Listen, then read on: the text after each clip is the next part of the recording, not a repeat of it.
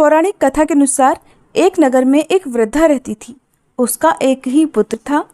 वृद्धा की हनुमान जी पर बहुत गहरी आस्था थी। वह प्रत्येक मंगलवार को नियम पूर्वक व्रत रखकर हनुमान जी की आराधना करती थी। एक बार हनुमान जी ने उसकी श्रद्धा की परीक्षा लेने की सोची। हनुमान जी साधु का वेश धरकर वृद्धा के घर गए और पुकारने लगे, है कोई हनुमान भक्त जो हमारी इच्छा पूर्ण करे? पुकार सुनकर वृद्धा बाहर आई और बोली, आज्ञा दे महाराज। हनुमान जी जो कि एक साधु के वेश में थे बोले, मैं भूखा हूँ, भोजन करूँगा, तो थोड़ी जमीन लीप दे। अब वृद्धा दुविधा में पड़ गई, इसलिए हाथ जोड़कर कहने लगी, महाराज लीपने और मिट्टी खोदने के अलावा आप कोई दूसरी आज्ञा दे, मैं अवश्य पूर्ण करूँगी। तब साधु ने 3 बार प्रतिज्ञा कराने के बाद कहा, जा अपने बेटे को बुला कर ला, मैं उसकी पीठ पर आग जलाकर भोजन बनाऊंगा। ये बात सुनकर वृद्धा घबरा गई, लेकिन वह प्रतिज्ञा कर चुकी थी, इसलिए उसने अपने पुत्र को बुलाकर साधु के हवाले कर दिया।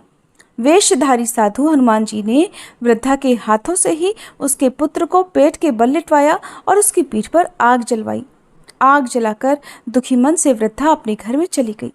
इधर भोजन बनाकर साधु ने वृद्धा को बुलाकर कहा, आओ और अपने बेटे को पुकारो ताकि आकर वह भी भोग लगा ले। साधु की बात सुनकर वृद्धा कहने लगी, महाराज मेरे बेटे का नाम लेकर मुझे और कष्ट मत पहुंचाओ। लेकिन जब साधु महाराज नहीं माने तो वृद्धा ने हारकर अपने पुत्र को आवाज लगाई। इधर अपने पुत्र को जीवित देखकर वृद्धा को बहुत आश्चर्य हुआ और वह साधु महाराज के चरणों में गिर पड़ी। हनुमान जी ने वास्तविक रूप में आकर वृद्धा को दर्शन दिए और वृद्धा की भक्ति का आशीर्वाद दिया।